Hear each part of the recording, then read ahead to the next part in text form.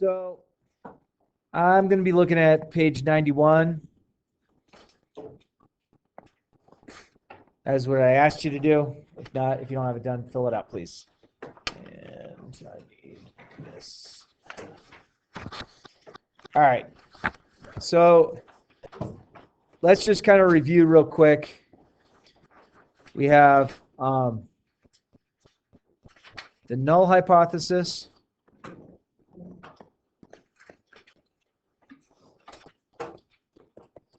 And we have the alternate hypothesis.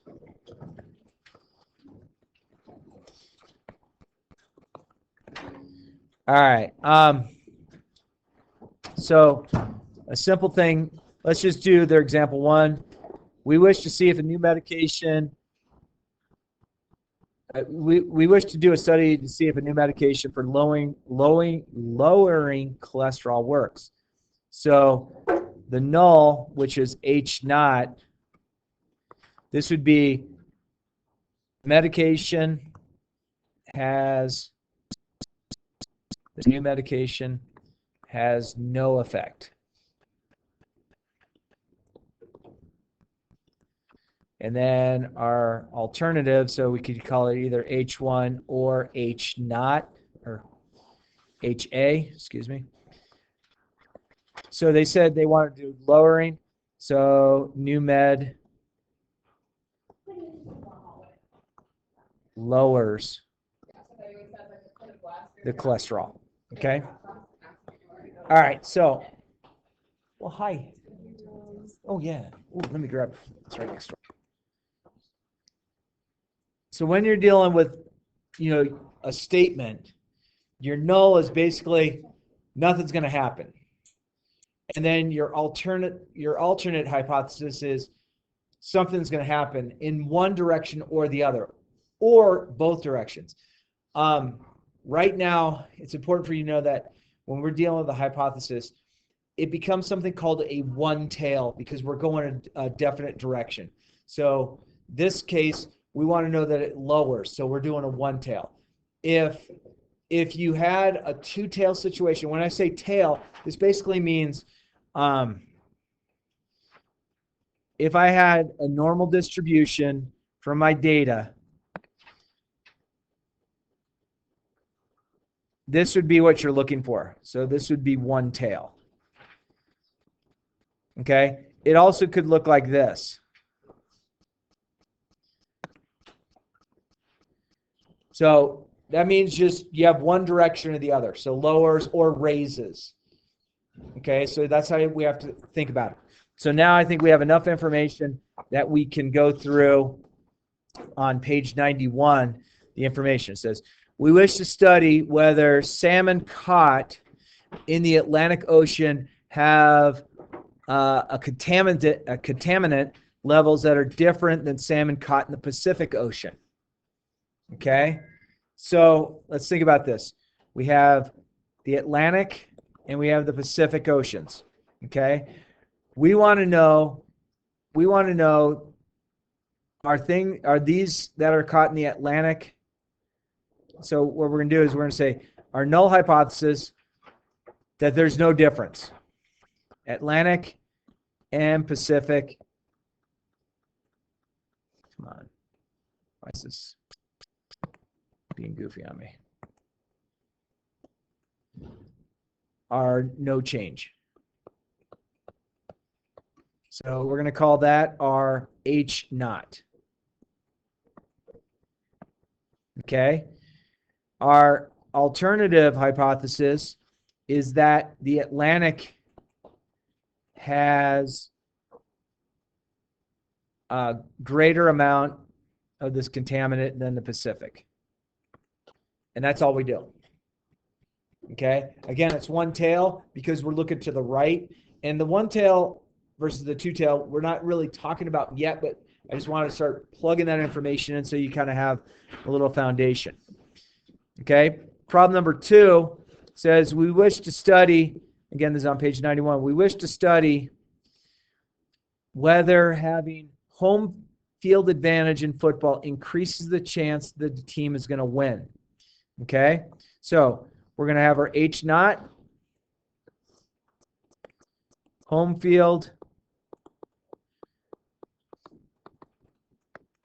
no advantage. And our alternative, our HA or our H1, home field, has advantage. Okay, advantage meaning you probably win. So again, it's one tail. Okay, so you're looking to area on the right.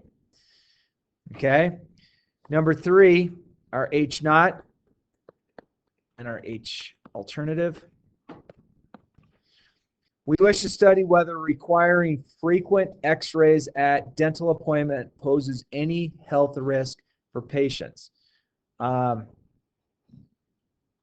Okay, x-rays, no effect.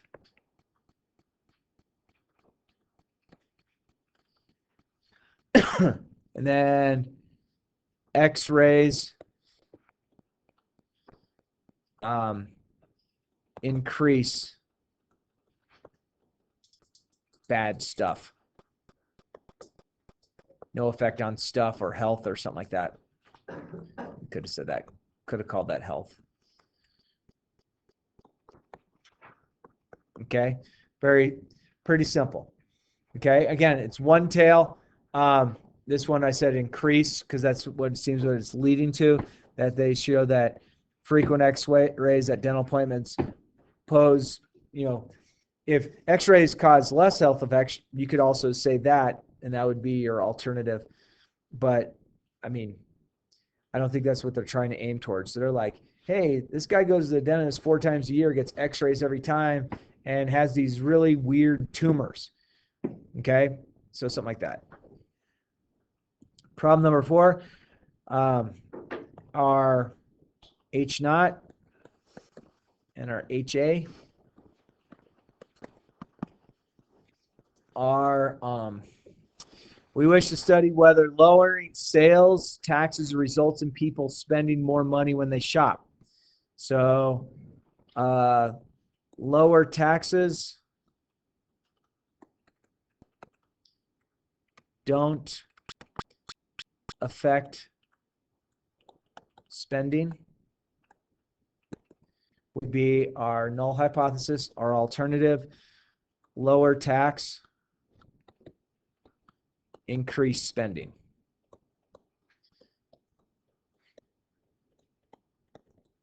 Okay, again, it's one tail because increase, we're going to the right. Number 5, our null, which is our alternative. We wish to study whether frequent intake of caffeine inhibits a person's metabolism. So caffeine has no effect.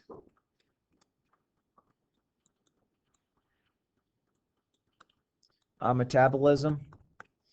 And then caffeine.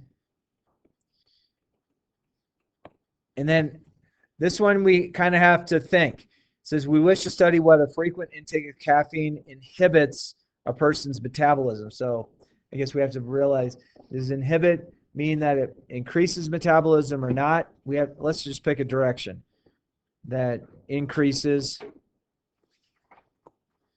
metabolism. Again, it's one tail because we're going only one direction. I guess we could have tested that saying it decreases somebody's metabolism. Okay, so on page 92, problem number 6 says, we wish to study whether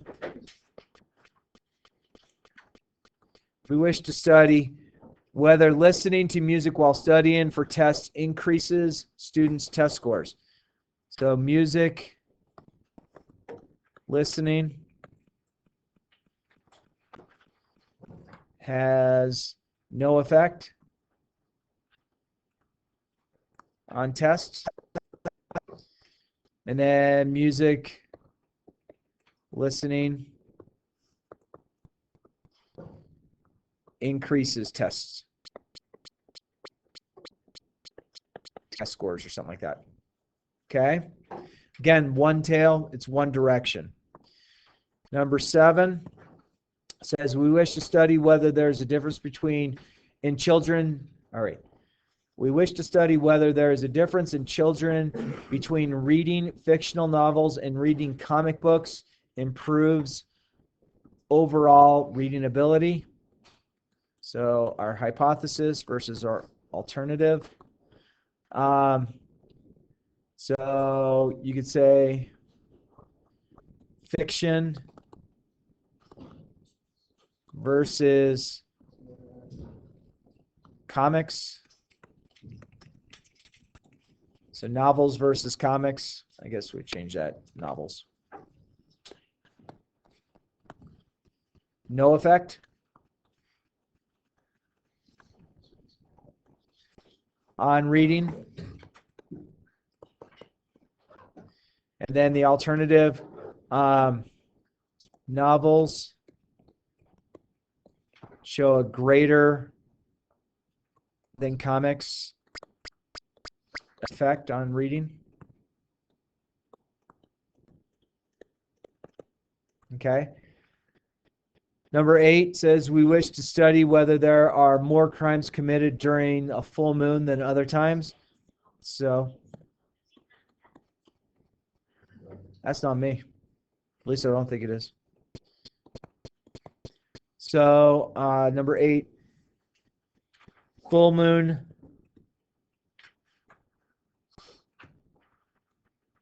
No effect on crime.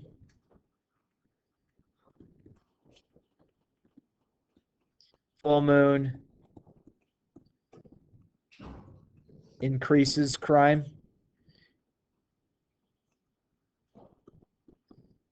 Okay, I guess we could say decreases as well. I mean, either way is going to be a one tail. Number 9.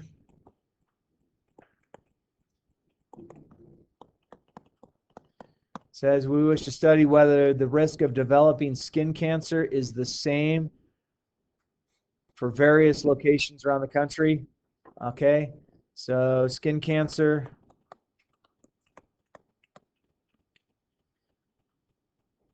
And location,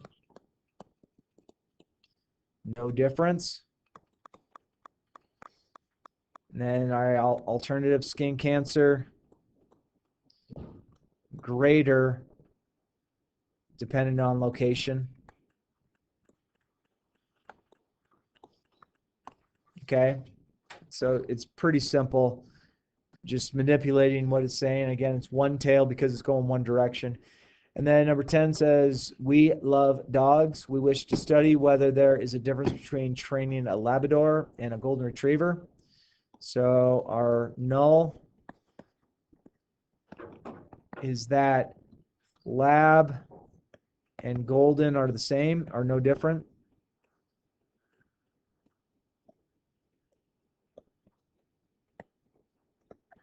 And then this one, I don't think it really matters. We could say Labradors easier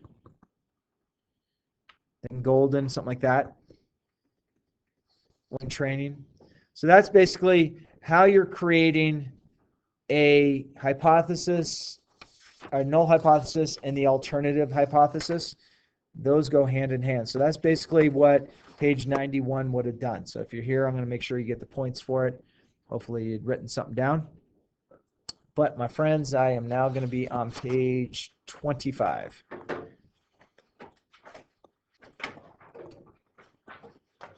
Okay, this is 6.2. So research decision. At the early stage of statistical research, you establish a null and an alternative. So a null, H naught, this is called the null hypothesis. And then we have the alternative.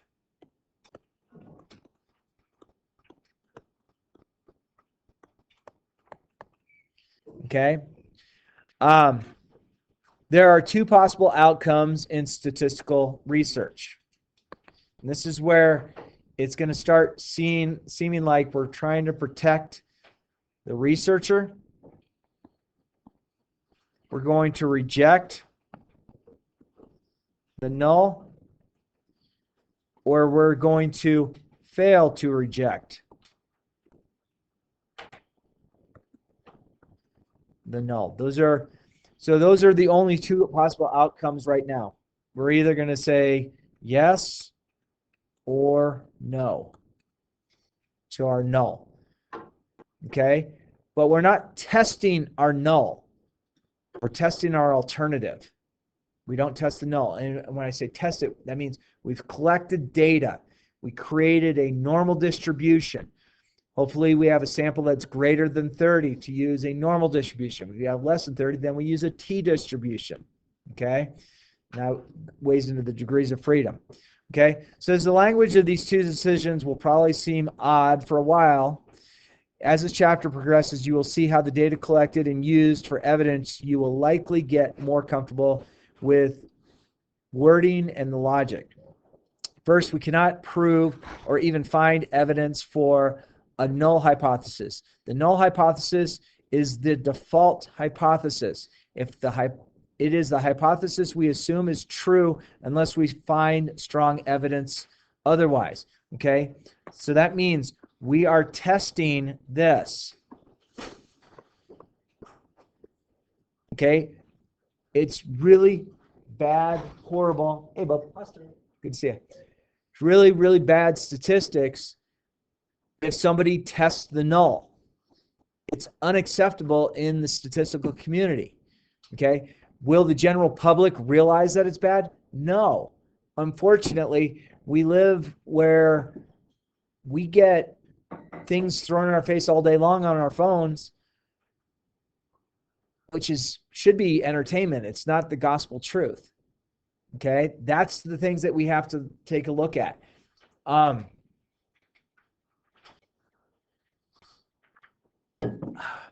There's so much going on in society. You know, we've dealt with COVID. Was there statistics that went with COVID? Sure. Is the person who is the loudest the one that is correct? The answer is no. You have a lot of talking heads that are going to perpetuate fear and concern in order to sell something. The news institutes fear and concern because that sells more commercial time. So think about that.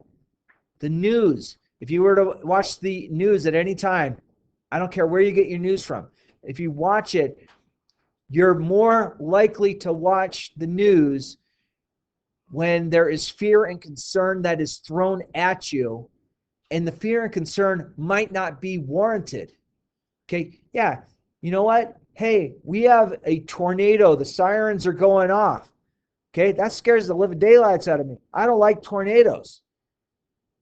Okay, that's not really statistics. That's like, dude, they just spotted a huge updraft that's creating a tornado. The sirens are going to go off. We better get to Stirrup's classroom because this is a tornado shelter. Okay, that's real.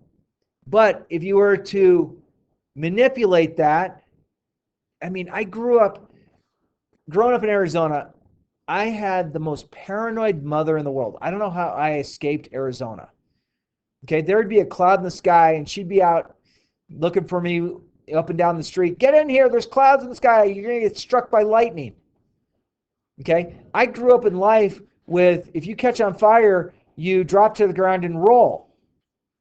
I thought at least once in my life right now, I would have caught on fire with the amount of times they instituted us. You catch on fire, you drop to the ground and roll. I'm knocking on wood that I'm not going to be caught on fire at any point in my life. But I'm 52 years old, and I've yet to know anybody who's caught on fire. I mean, other than someone being dumb and dumping gasoline onto a fire and then it goes in their face and they lose their eyebrows. But as far as being caught on fire, I mean, these were public service announcements. Thank you so much. These were public service announcements that were done when I was a kid during cartoons that we'd be watching. You know, remember, kids, if you catch on fire, fall to the ground and roll. And we're all like, we're going to catch on fire. I mean, they spent time on television telling us as children that are watching cartoons, if you catch on fire, fall to the ground and roll. There was another thing that they used to also say. If you go into quicksand, don't move around because you'll drown in quicksand. I've never come across quicksand in my 52 years of life. But it was another service announcement that was instituted. And like, what in the world's going on in the world that people are catching on fire and sinking in quicksand? I've not seen it. Now, I'm not saying that people haven't caught on fire in their life. I'm not saying that at all. And I'm not saying people haven't fallen in quicksand.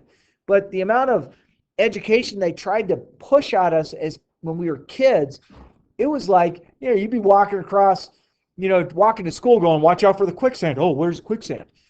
We're living in Arizona, everything is dry. Live in Colorado, same thing. There's not quicksand. Okay, maybe if you're in the sandy marshes someplace, maybe you come across a pool of water filled with sand, and that's quicksand. But it was just weird. There was things that were thrown at me that I thought I was going to have to deal with in life, and I was like kind of frightened to get out in the real world, especially with the paranoia of my mom. Cloud in the sky, get inside, you're going to get struck by lightning. Now, I had been fortunate not to get struck by lightning, though when I used to coach soccer, I remember, come on the weather app, boom, lightning this many miles away. Hey, I'm done with practice. I'd watch other teams. It's overrated. But there was one time I was at Cherry Knolls Park, and we're all getting into our cars, and there was a coach that was running across the field that was pouring rain. Lightning hit the field. Boy, it dropped that guy like a bad habit. We had to call 911. He lived, but that's the closest I've ever seen to lightning.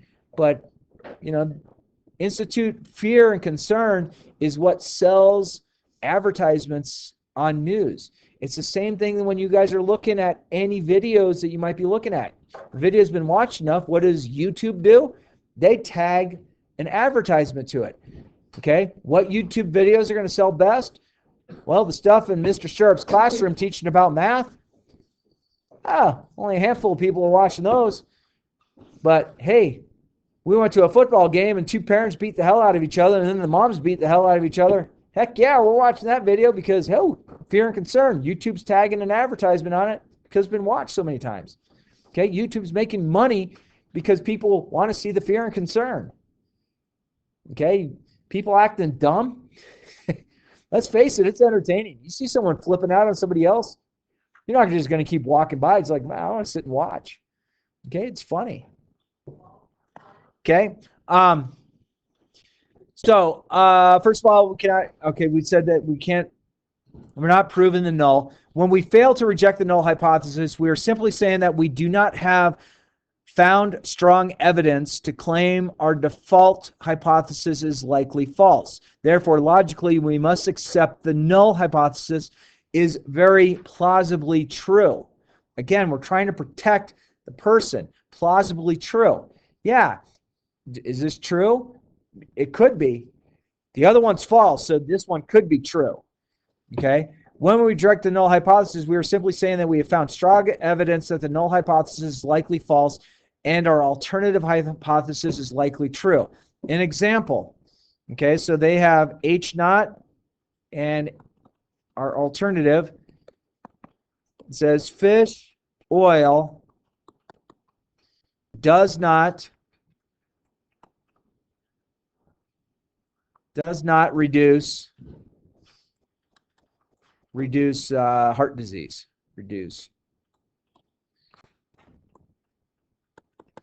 Okay, our alternative would say fish oil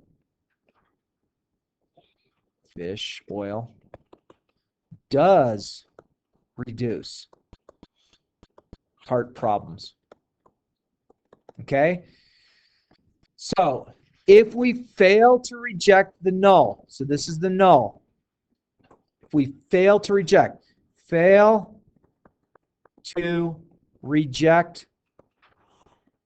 the null, okay? That's the language statisticians use. You walk into your English class today and use terminology of, hey, we failed to reject. The English teacher's going, what kind of grammar is that? happened in stirrups class. So yeah, I can see that.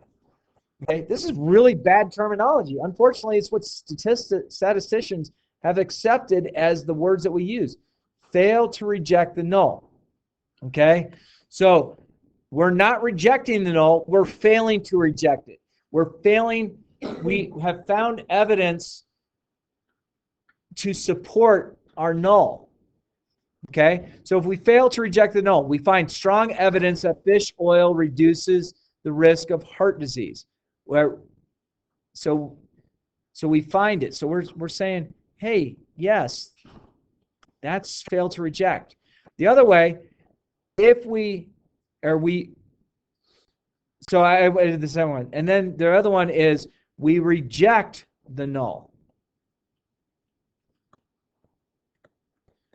I went out of order if you're following on 25. So we find strong evidence fish oil reduces heart disease. We failed to reject. We did not find strong evidence that fish oil reduces the risk of heart disease. So let's talk about an industry that is absolutely enormous out there. Vitamins and supplements. Okay? People will take vitamins and supplements and they will swear that it's the best thing that they're doing. If you ever look at a vitamin or supplement packet, it will say the FDA, the Federal Drug Administration, does not support these claims. Okay? So it's very possible that someone's saying, hey, I'm taking vitamin B, so I'm happier. Okay. Is there a direct correlation that vitamin B helps your mood? Yes. Unfortunately, anyone have a Monster energy drink in here or any of those? And you look at it and it's like, 397,000% of your vitamin B is going to be in here. You know what you do with vitamin B? Your body is going to absorb the amount that it can absorb. The rest of it comes out in waste, whether it's in your urine or your stool or you vomit it out. Okay? Your body's not going to say, oh, cool, we're going to store this reservoir of vitamin B and we're going to gradually use it as we need it. It doesn't work that way. Okay? Most of the vitamins and supplements that you take out there, your body will take what it can use and then the rest of it gets washed away. My dad takes this energy powder he puts in his water, shakes it up, and it has a certain flavor to it. And he's like, oh, this is great. Look how much vitamin C is in there. I'm like, Dad, that's just going to promote kidney stones. How do you know that? Kidney stones are basically any vitamins, minerals that you ingest that your body can't metabolize correctly, and it creates a stone in your kidney, comes down your ureter into your bladder, and then you evacuate it through your own plumbing. Okay? It's very possible we've all passed kidney stones. We had no idea because it made it through our ureter. Where it becomes a problem is it goes from the kidneys into the ureter, gets stuck, creates a clog in your ureter, your kidneys get backed up, and it hurts. Okay? But people don't sit there, oh, I'm gonna drop, lots and lots and lots of money on buying all these vitamins and minerals. Okay? Does your body need vitamins and minerals? Yes. Does it need 377% of the daily supply? No. It's waste. It's a sales technique that they're giving you. Okay? It's not going to hurt you to ingest that much because your body's going to evacuate it, or going to try to. The wrong thing to say is if we fail to reject the null. We find strong evidence that fish oil does not reduce the risk of heart disease. We will not be able to find strong evidence for the null hypothesis. In the language of statistics, the previous example involved one-tail alternate hypothesis, meaning that we're showing greater than or less than. Now we're going to talk about one-tailed versus two-tailed. Okay, so this is on page 26. One-tailed, you're either going greater than or less than. Two-tailed, you're including both. Okay, so if we were talking about If the alternative hypothesis is pointed in a single direction, it's considered one-tailed. If the hypothesis is non-directional, it's considered two-tailed. So one-tailed of the fish oil reduces the risk of heart disease. The two-tailed alternative would be fish oil affects the risk of heart disease. So it could raise it, but it also could lower it. That means you're finding, so on a two-tailed situation, you have your normal distribution that you've created, and you're testing both ends of the spectrum, greater than or less than, basically your mean. Okay? You guys will like this one. This is kind of a hot topic. Sorry, had to throw that one in there. A one-tailed alternative hypothesis. Global warming means the world's getting warmer, and it is now changed to be two-tailed because it's now called climate change. Okay? One-tailed alternative, sleep deprivation hurts attention span. Two-tailed, sleep deprivation changes attention span. Okay? A one-tailed, aspirin improves blood circulation. Two-tailed, aspirin alters blood circulation. A one-tailed alternative hypothesis, pets lower anxiety. Two-tailed, pets change anxiety levels. Okay? Again, two-tailed looks like that. One-tailed means you're looking at your normal distribution, and it's this or it's this. Greater than or less than is what you're testing. Okay? So as you can see, when the alternative hypothesis is two-tailed, the study appears open to either increase or decrease. Most research studies are one-tailed, however, because most researchers have a clear idea the likely direction the research will take. Hey, friends, if you're working for a drug company and you created a drug that improves something, or you want it to improve something, you're going to test that it improves it. You're not going to show that it changes it. Okay? For example, there's a body of current research that suggests consuming fish oil may be healthy. The researchers studying this will not want to choose two-tailed tests because the purpose of the research is to test whether their thinking is correct. If researchers choose two-tailed in this case, they reject the null, then they will find strong evidence that fish oil has no effect, good or bad, on heart disease. That's disappointing to the person who's researching in a two-tailed situation. Remember, if you reject the null, you are finding evidence for the alternative hypothesis. If you fail to reject the null, you fail to find strong evidence for the alternative hypothesis. Never comment on the strength of evidence for or against the null hypothesis. Simply a default theory. We don't find evidence for any other. Okay, so that's basically this. And this stuff is going to be strange to work with. It's going to change your thinking a little bit, but I'd like you to work on page 93 and 94, and let's have you focus on the odds. So 1 through 7 odd. Cool?